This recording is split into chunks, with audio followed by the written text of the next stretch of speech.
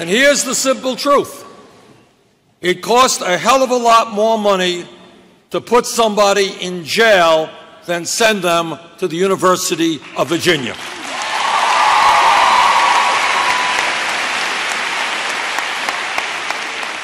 And when we talk about the economy, it is not only the grotesque level of income and wealth inequality, it is another fact that all of you are aware of because many of you are experiencing it. And that is that wages in America are just too damn low.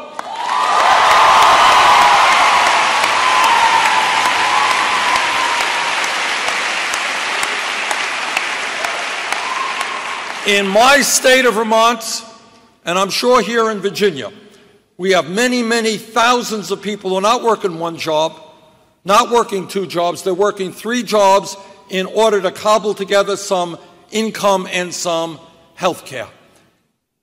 And the reason that people have to work such long hours is the wages that they are getting are inadequate. You could do the arithmetic as well as I can. 7 1/4 is the federal minimum wage. Multiply 7 1/4 by 40 hours a week, 52 weeks a year, and you have a number that nobody can live on. That is why we have got to raise the federal minimum wage to a living wage, $15 an hour over the next several years.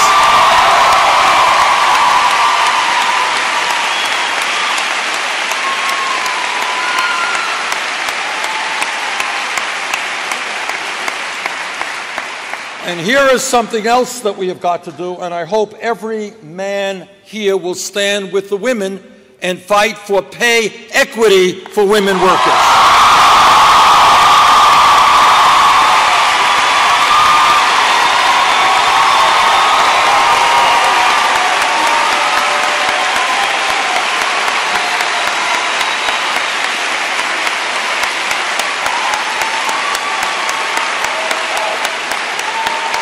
All right, guys, are you in this fight with the women? All right.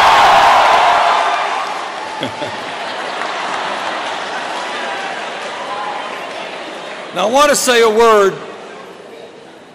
a word about family values. Have you ever heard the expression family values? A lot of Republican candidates talk about family values. You're laughing. You know what they talk about. All right. When they talk about family values, what they are essentially saying is that no woman, none, in America should have the right to control her own body.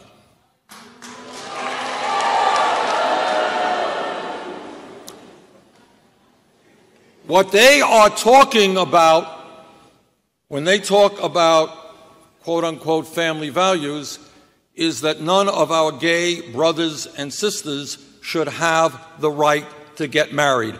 I disagree with Republican family values.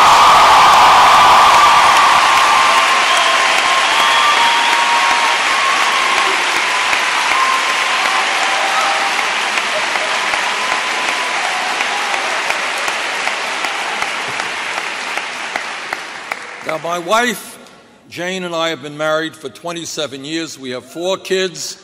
We have seven beautiful grandchildren, and we believe in family values, and we believe in strengthening families.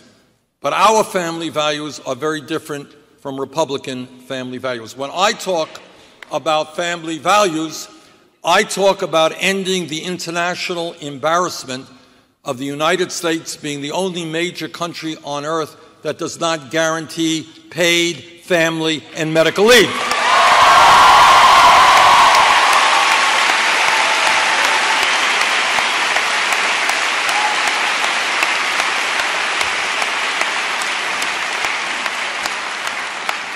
When you force a low-income mom or a working-class mother to be separated from a newborn baby after a week or two because she has to go back to work to make income to take care of that family, that is not a family value. That is the opposite of a family value.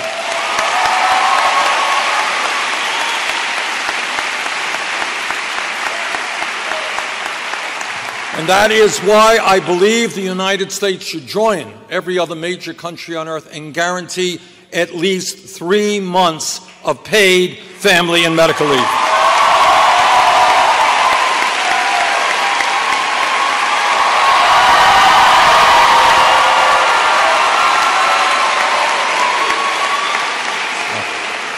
I'm going to get dizzy tonight turning around and around here. Let me touch on another issue, which is uniquely important because it impacts every other issue. And that is that some 5 years ago, the United States Supreme Court, in a 5-4 decision, made a disastrous decision in the Citizens United case.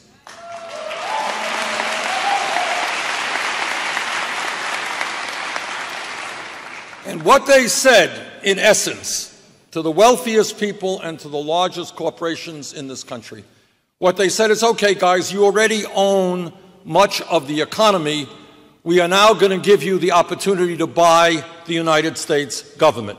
You can now spend as much money as you want to back candidates who will represent your interests.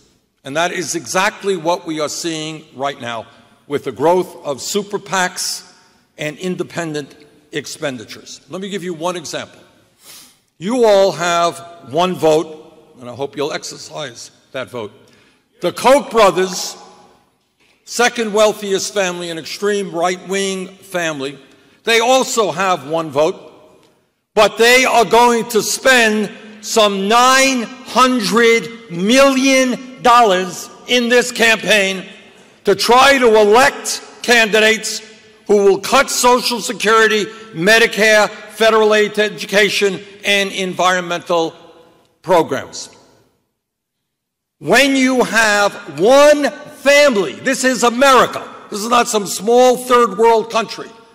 When in the United States of America you have one family spending more money than either the Democratic or Republican parties, that is not democracy, that is oligarchy, and we have got to change that.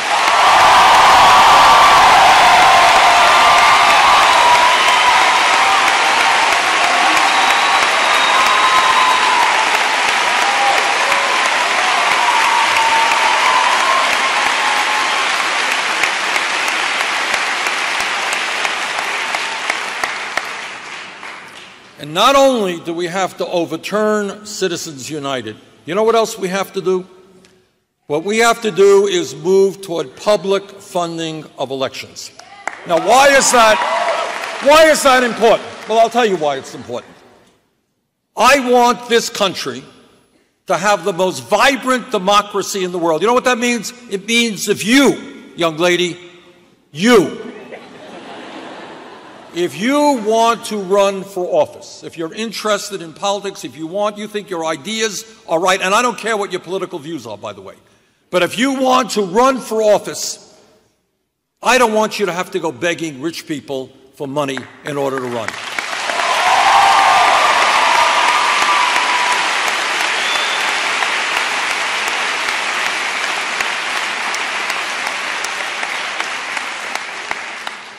And further, when we talk about creating a vibrant democracy, we have got to end Republican voter suppression in this country.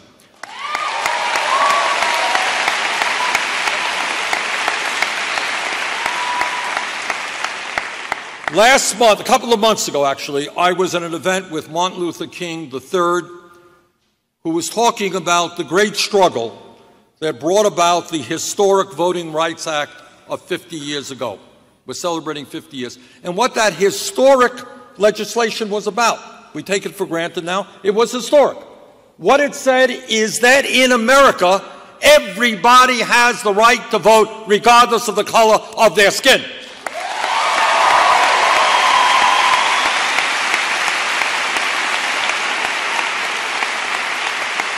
But a little while ago, the Supreme Court undermined that legislation, giving states the right to come up with all kinds of cockamamie ways to keep low-income people and people of color and older people and young people, by the way, from voting, and making it very difficult under the guise of voter fraud. In my view, and I will move forward on this if elected president, everybody in this country who is 18 years of age or older is registered to vote. End of discussion.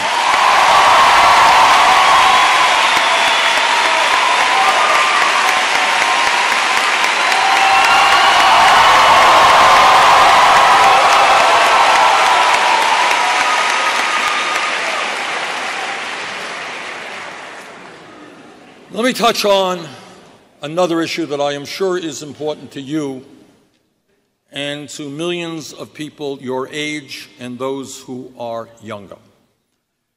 The United States today exists in a very, very competitive global economy. You all know that.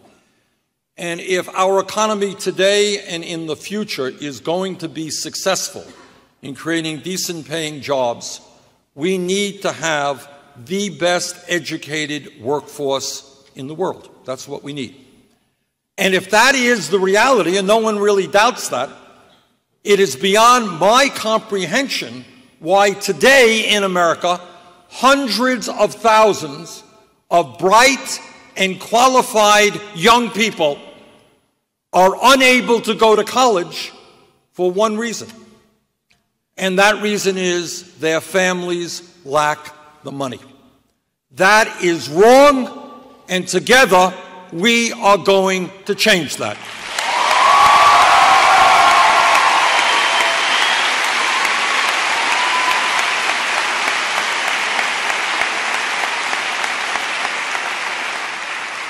Now, here's a simple truth.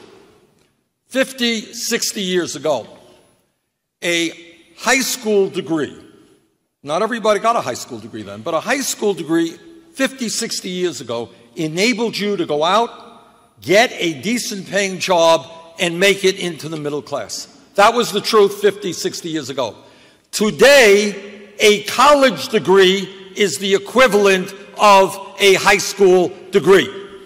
And that is why when we talk about public education, we have got to understand that 0 or the first grade through the 12th grade is not good enough. We need to make public colleges and universities tuition free.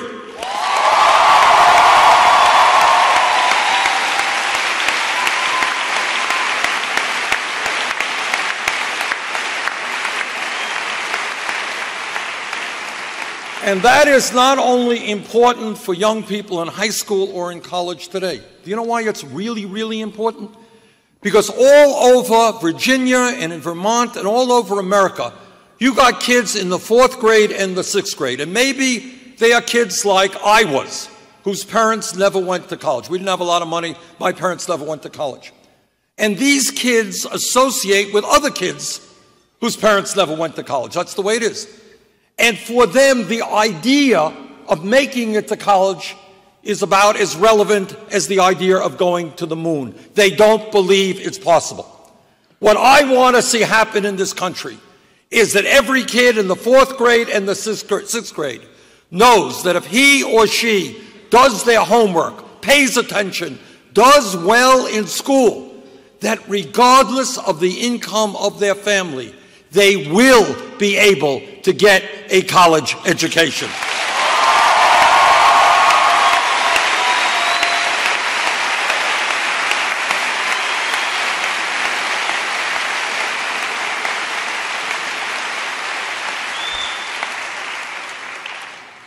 When we talk about our responsibilities as human beings and as adults, there is nothing more important from a moral perspective than leaving our planet healthy and habitable for our children and our grandchildren.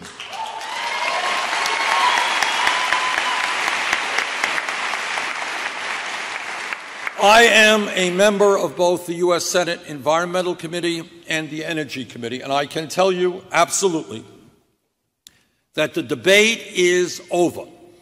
The scientific community is virtually unanimous that climate change is real, it is caused by human activity, and it is already causing major problems in our country and all over the world. The scientists are telling us that if we do not boldly transform our energy system away from fossil fuels and into energy efficiency and sustainable energies, this planet could be 5 to 10 degrees warmer by the end of this century.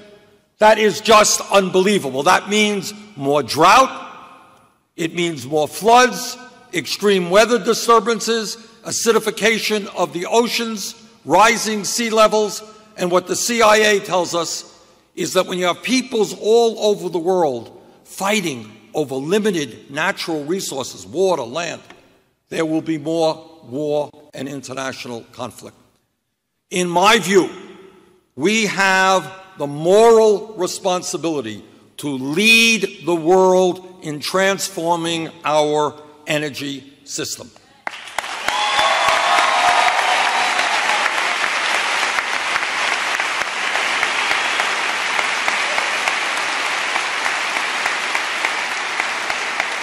And we know how to do it.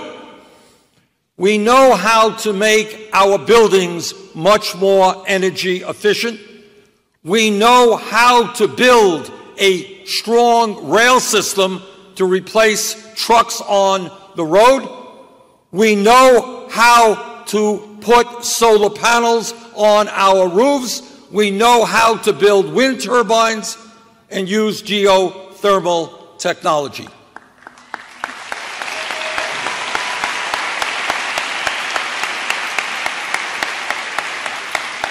We know how to do all of those things, then what's the problem? The problem is, if you can believe it, and let me just be very honest with you, I am perhaps the most progressive member of the U.S. Senate, and my views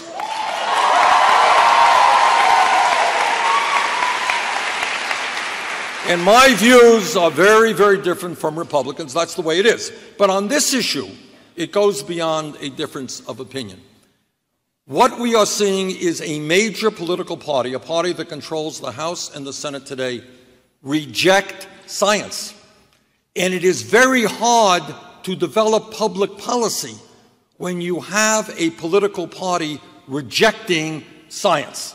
Now, why do they reject the science on climate change? All right. This gets back to campaign finance. Because let me tell you exactly what would happen. If a Republican candidate for president tomorrow, or maybe tonight, I'm keeping you away, I'm doing you a big favor tonight.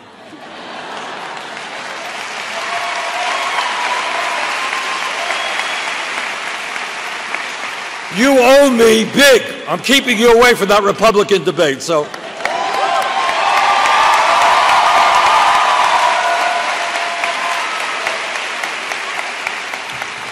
But if tonight in that debate some Republican candidate gets up, you know what?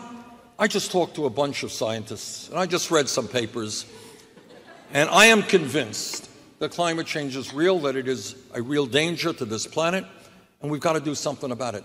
5 minutes after that Republican candidate made that statement, his campaign funding sources would be cut from the Koch brothers and the big energy companies. That's the simple truth. And our demand of these Republican candidates who reject science is, stop worrying about your campaign donations, worry about your kids and your grandchildren.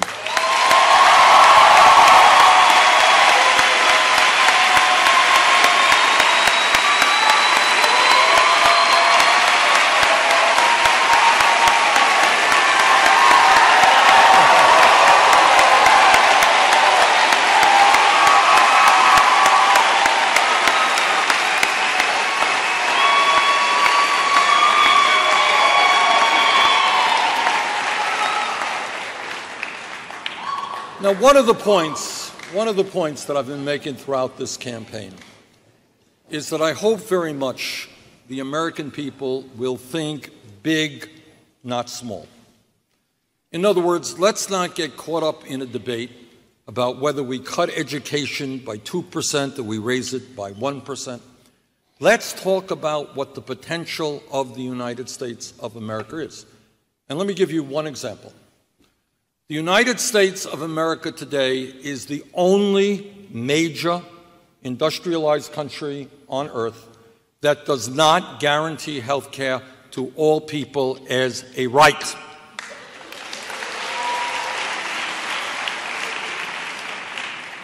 Now, the Affordable Care Act has done a lot of good. Some 15 million more Americans now have health insurance. We've done away with this obscenity called pre-existing conditions. But we still have 29 million Americans who have no health insurance and many more who are underinsured. And today in America, we pay by far the highest prices in the world for prescription drugs. That's a fact. In my view, we need to do what every other major country on earth has done, and that is guarantee health care to all people as a right, not a privilege.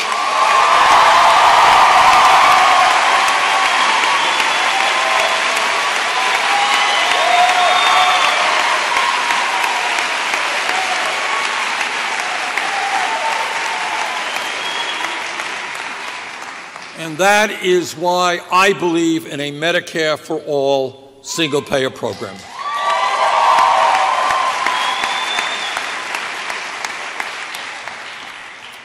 Now, I want to say another word on an issue of great importance, and we kind of see it every day.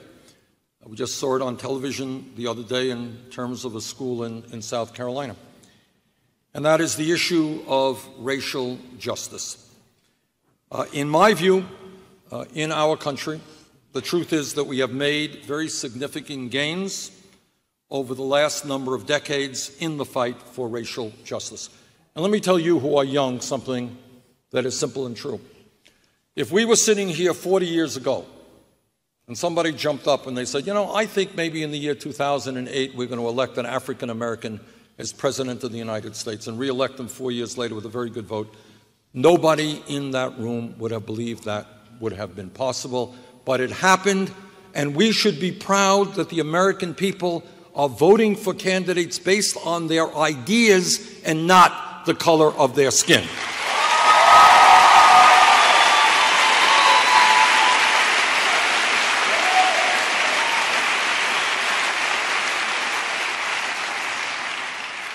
But there's another truth, that yes, we have made great progress and we have a right to be proud, but there is another truth, and that is when we talk about making the United States the kind of country we want to become, we still have a long way to go.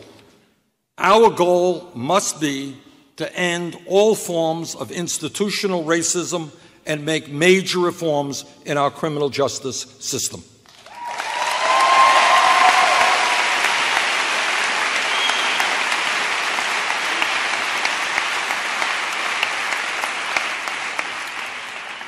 And when I talk about this issue, I am talking about people like Sandra Bland and Michael Brown and Rekia Boyd and Eric Gardner and Walter Scott and Freddie Gay.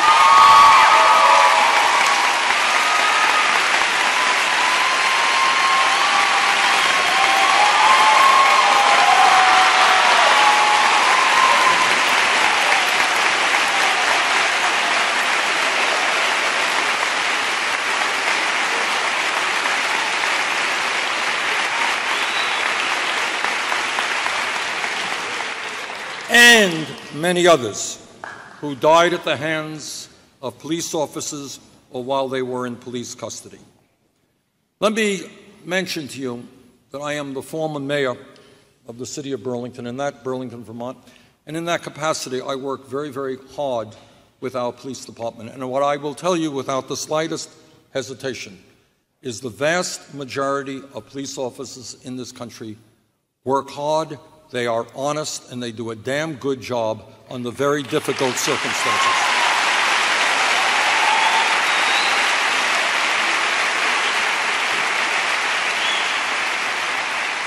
Being a police officer today is a very difficult job. But let me also say that, like any other public official, when a police officer breaks the law, that officer must be held accountable.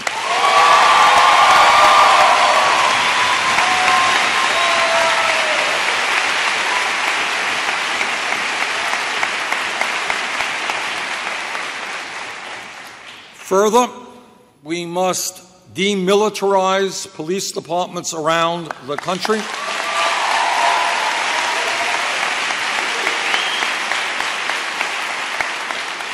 A good police department is a department that is part of the community, that is trusted by the community, so that people can go up to an officer and say, "Officer, there's somebody dealing crack down the road," and trust that police officer. Talk about the crime in the community. Work with the police department. A bad police department is one that looks like an occupying army, and that we've got to end.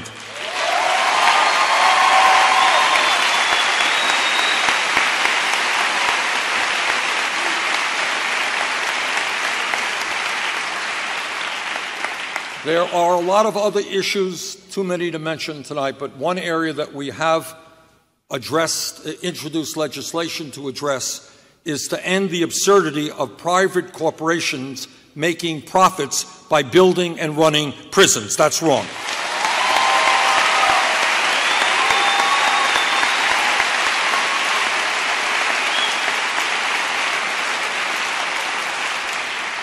We need to invest in drug courts and medical and mental health intervention rather than more and more incarceration.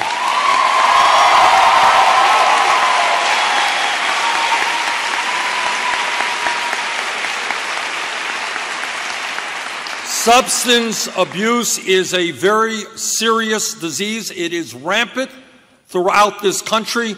It must be treated as a disease, not a crime.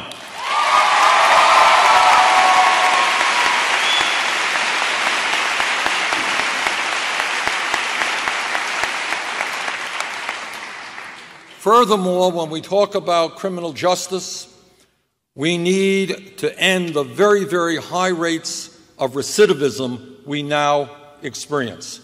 When people leave jail, our job is to make sure they can re-enter civil society in a way that prevents them from getting back into the same environment that got them into jail in the first place.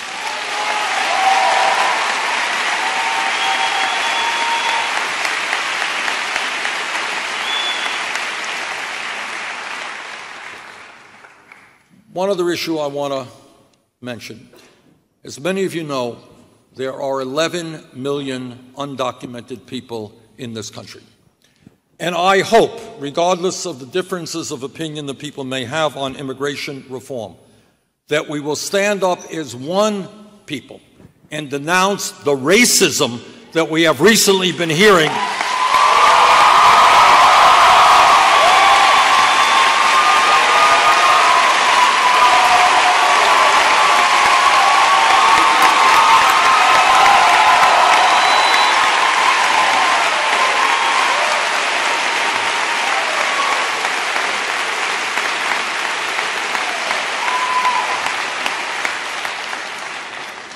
In my view,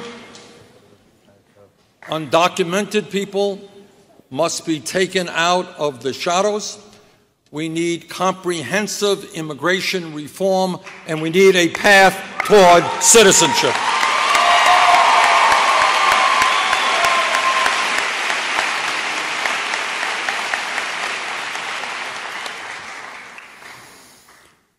We live in a very crazy and dangerous world. You can't turn on TV without seeing one horror after another, whether it's in Syria or Iraq or Afghanistan or someplace else. People getting blown up, people getting their heads cut off, children being taken into sexual slavery, whatever.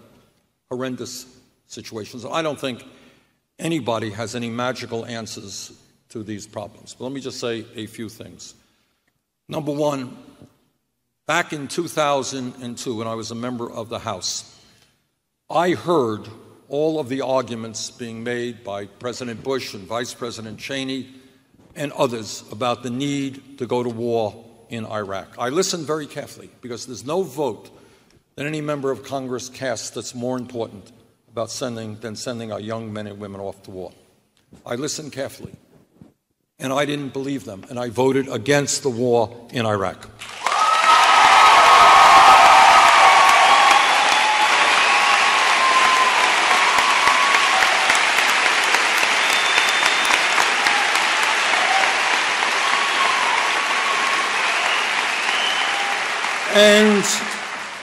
And this gives me no joy to tell you this, but if you go to my website, BernieSanders.com, go to YouTube, hear the speech that I gave on the floor of the House in 2002, where, to a significant degree, I predicted the kind of destabilization that would happen.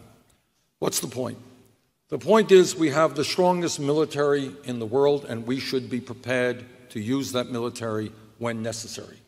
But what we should also understand is that war must be the last resort, not the first resort.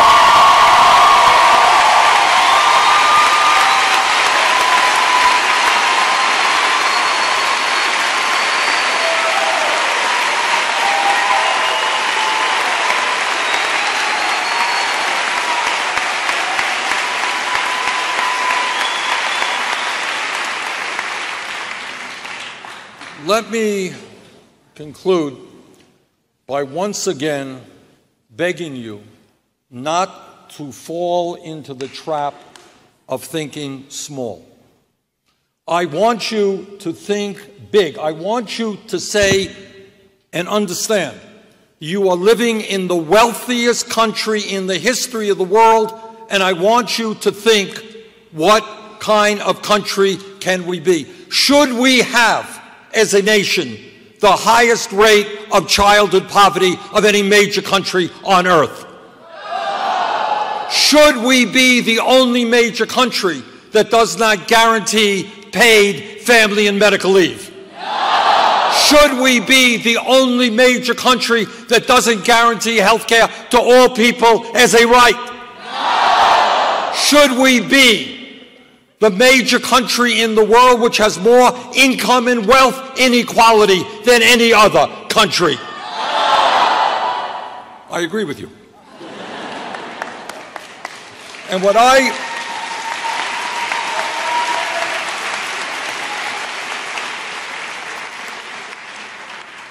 believe is that we can live in a country where every man, woman, and child has health care as a right, not a privilege. We can live in a country where when parents go to work, they know that their little kids will have quality and affordable child care.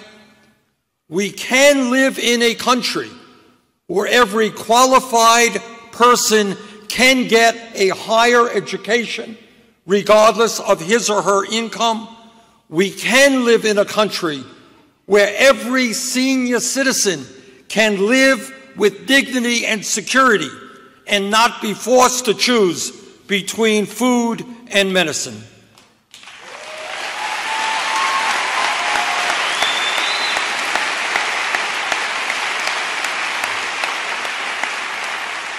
We can live in a country where every person, gay or straight, black or white, Latino, Asian American, man or woman, young or old, born in this country, immigrated to this country, where all of us can enjoy what is the birthright of America, and that is freedom, justice, and equality.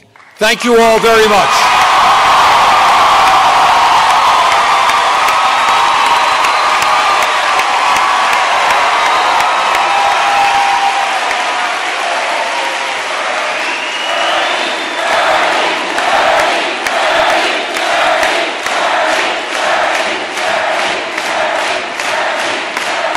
Thank you. Thank you. Okay, what I'd like to do now is take some questions or comments. Shannon, raise your hand. Shannon, you're doing the digital part, right? Yes, sir. All right, so we've got 300 college campuses. People will send in their questions, and we'll take some questions here. Who's got the mic here on the floor? Okay, there you go. Okay, first question. Okay. Hi, Bernie. Thank you so much for being here. My name is Allie Sibner. I'm from Massachusetts, so we're neighbors. Alex, you can hold that mic yourself. Yeah, hold it right close to your mouth. So my question tonight is about human trafficking. This is what? Human trafficking. This is a very serious issue in our country. Statistically, we're usually no more than a mile from a slave, no matter where we are in the United States. Obviously, this is a really big issue, and I'm wondering what you would do as president to address this issue. We would address it extremely vigorously. Look, everybody know what Alex is talking about? We have in this country, and in fact all over the world, this is an international crisis where young girls and sometimes boys are literally sold into slavery to be sexual tools. And people make money off of that slavery. Clearly, what we have got to do is go after those pimps and disgusting people who are enslaving young people. We got to break up those cartels, and we've got to do a lot of work to make sure those people can re-enter society after all that they have suffered. But that is exactly what we will do. Thank you for that good question.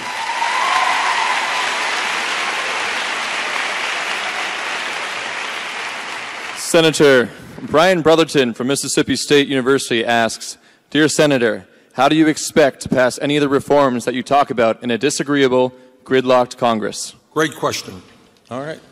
And it gets to a very important point. And that is virtually everything that I have talked to you tonight about raising the minimum wage, pay equity for women, creating jobs, racial justice, and so forth.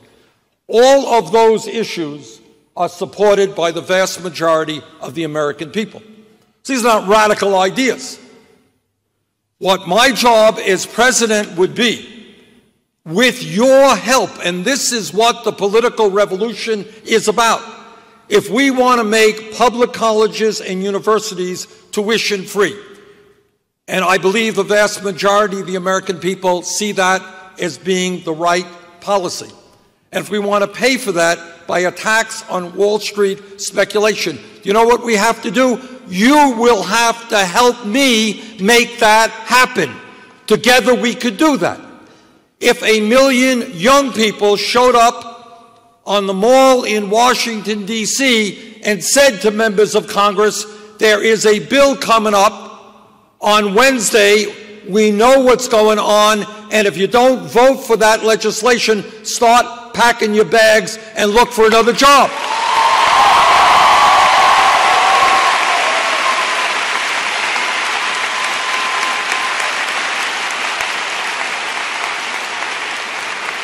So what, in essence, the political revolution is about is you getting involved in the political process, is understanding what's going on and holding your elected officials accountable and making sure that they work for the middle class and working families, not just for their campaign contributors. That's how we get things done.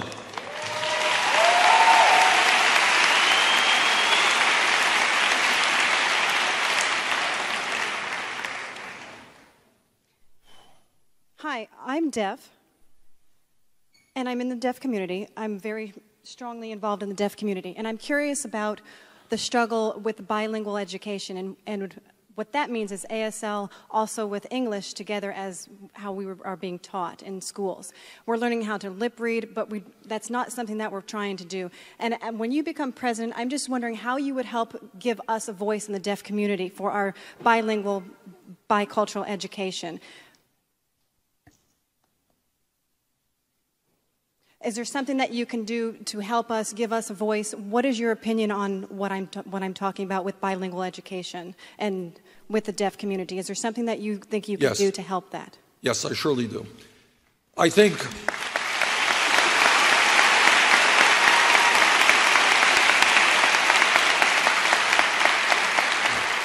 thank you very much for that question.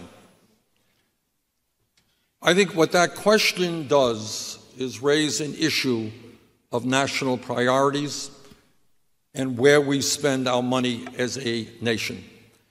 Many of my Republican colleagues would like to give hundreds of billions of dollars in tax breaks to the top 0.2%. I disagree. I believe we should spend our money in investing in all forms of education and making sure that people with disabilities get the education and the job training they need.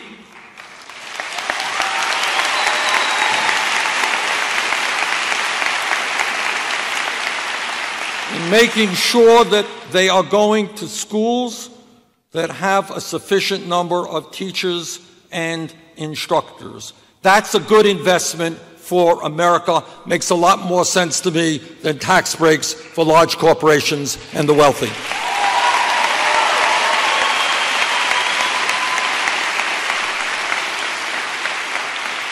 Senator Josh David from Collin College asks, what do you plan to do for veterans post-service in terms of coming back to civilian life? Thank you.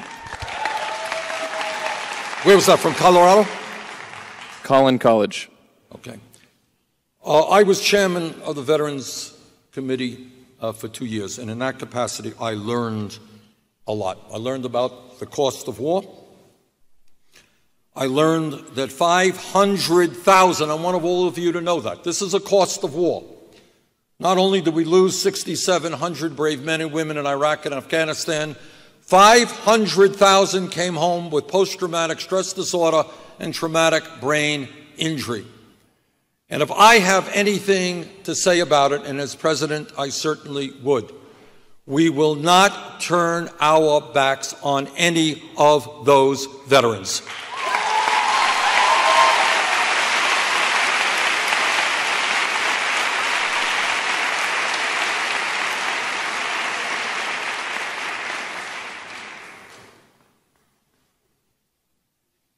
Senator Sanders, first of all, I wanted to thank you for running. You have inspired many young people, like myself, all around this country and in the world. You have given us optimism and aspiration for a better nation. On behalf of all students who believe in your leadership, commitment, and honesty for a better future, I wanted to thank you from the bottom of my heart. My name is Mina Ayazi, and aside from being your biggest fan, I am a lead organizer for Bernie 2016 at George Mason University. Our group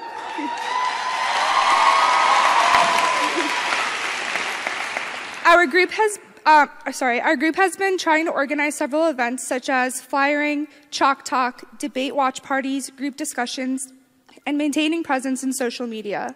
Although we are trying to come up with our own ideas to support the campaign, we would love to hear what you think would be the most effective things for us to do. What actions you think student groups all around the country should take so that we can effectively help the campaign. We are willing and ready to put our efforts into making this political revolution possible. We really, really want to see you as the next president of the United States. Thank you.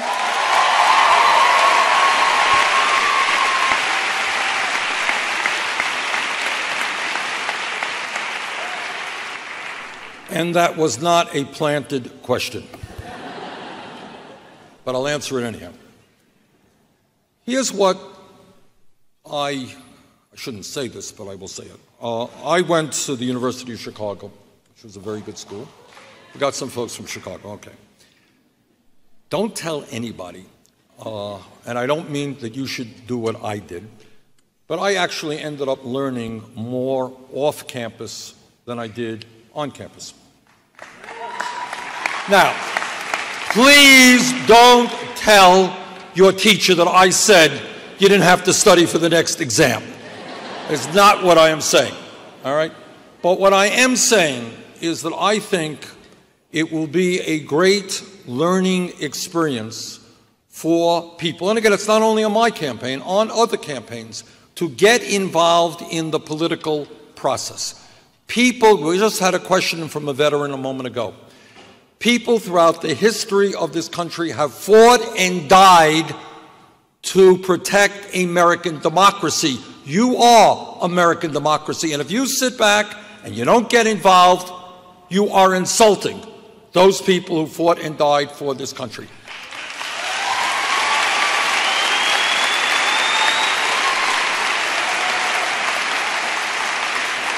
So you have mentioned a lot of great ideas about bringing people together for the campaign. Let me suggest another idea, maybe the hardest idea, not an easy idea.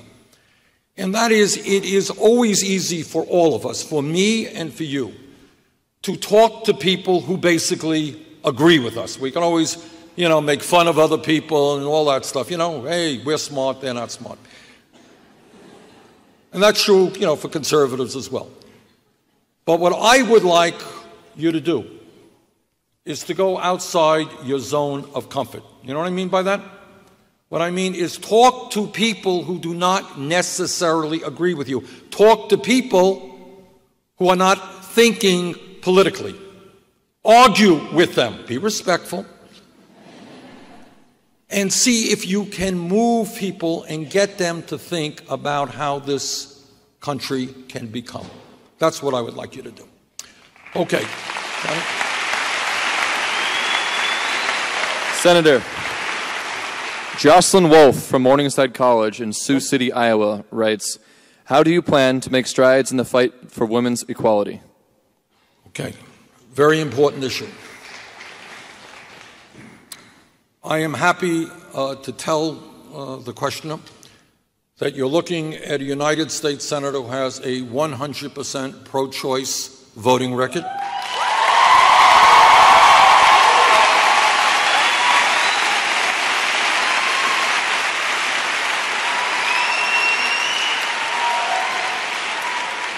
Who will fight to make certain that in 50 states in this country, women have the right to choose.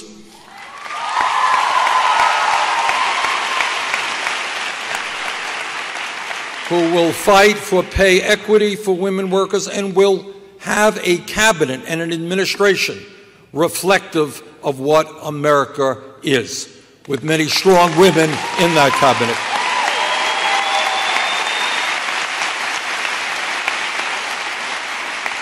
But fighting for women's rights and ending sexism is clearly something that I take very seriously.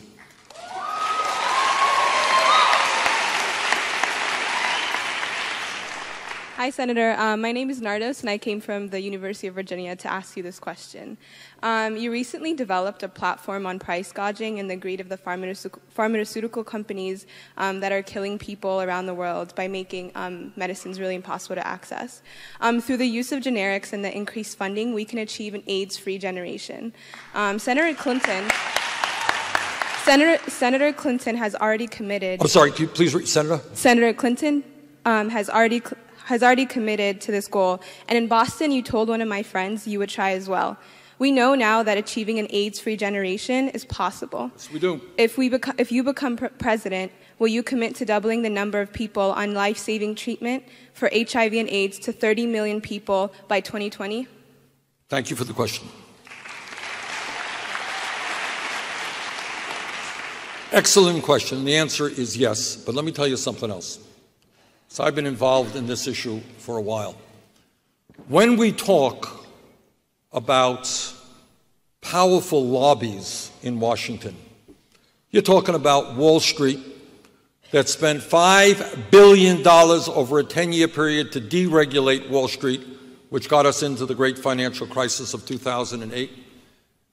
You are talking about the military-industrial complex, which fights for weapons systems that we do not necessarily need. And you are talking about the pharmaceutical industry, which charges us the highest prices in the world for prescription drugs. A story. In the late 1990s, when I represented Vermont in the House, I was the first member of Congress to take many people in my state across the Canadian border into Montreal. You know why we did that? Montreal's a pretty city, but that wasn't the reason we went. These were women who were struggling with breast cancer. Working class women, didn't have a lot of money, struggling with breast cancer. And you know what they found when we went to Montreal, and we had planned this all out? They were able to buy the same exact medicine they were purchasing in Vermont and in America for 1/10 of the price. Got that? 10% for life-saving breast cancer medicine. And what we see recently is not only are the prices in this country so high that 1 out of 5 Americans who gets a prescription from a doctor, that person can't even afford to fill the prescription. So what I have done and will do is take on the pharmaceutical industry.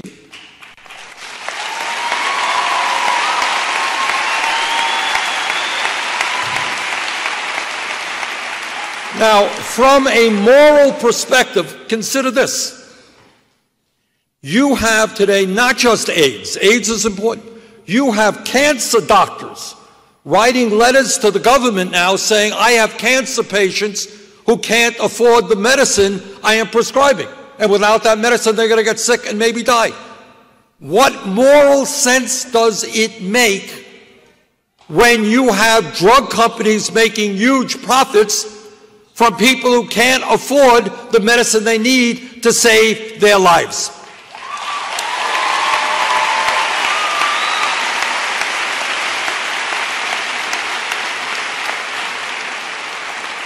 And as you may know, in terms of AIDS, this is an old story. You have the pharmaceutical industry fighting against generic companies who can produce these medicines for pennies a pill and saying, I don't want you to do it. In fact, this Trans-Pacific Partnership, you're familiar with that?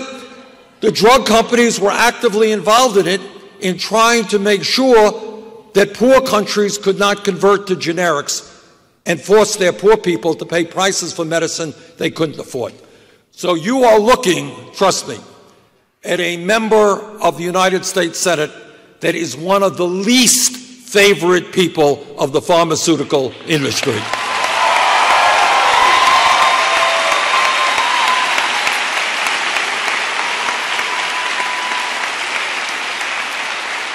Senator Mike from Western Connecticut State University asks, do you feel there aren't enough jobs for young people? If so, how can we fix that? Okay. Do I feel that there are not enough jobs for young people? That's from Connecticut? Yes. The answer is absolutely there are not enough jobs. No question about it. You got a couple of problems. Number one, when you guys graduate college, and I hope all of you do, what many of you will find is that it is hard to find a job commensurate with your education. That's the simple truth. For younger people with high school degrees, it may be hard to find a job at any wage at all. When real unemployment is 10%, I believe that the federal government must initiate a massive federal jobs program. I believe we must rebuild our crumbling infrastructure, creating up to 13 million good-paying jobs. I believe that instead of firing teachers, we need to hire more teachers.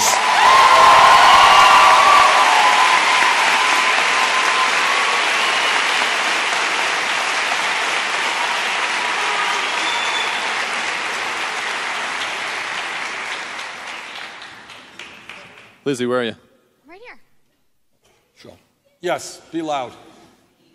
Okay, just be loud, I'll hear you. With the growing Islamophobia in this country, if you look at all the Republican candidates, in order to feed into their constituents, they're talking about Islamophobia and are constantly bashing Muslims in the media. Ben Carson, Donald Trump, the biggest bigots. As a Muslim student, as an American Muslim student who aspires to change this world,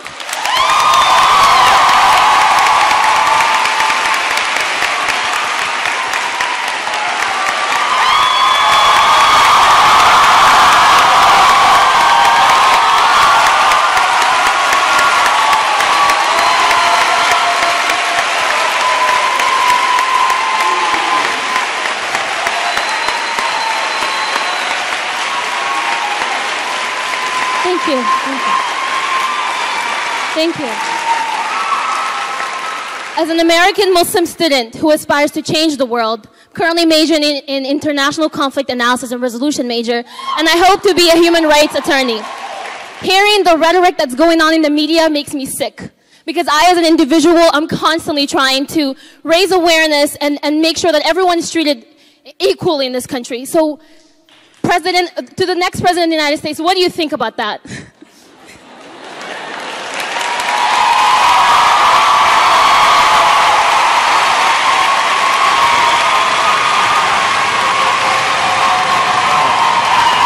This is what I think.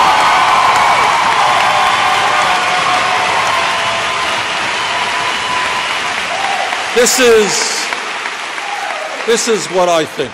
Let me be very personal here, if I might. I'm Jewish.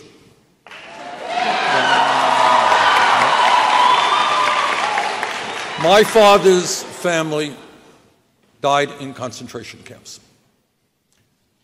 I will do everything that I can to rid this country of the ugly stain of racism which has existed for far too many years.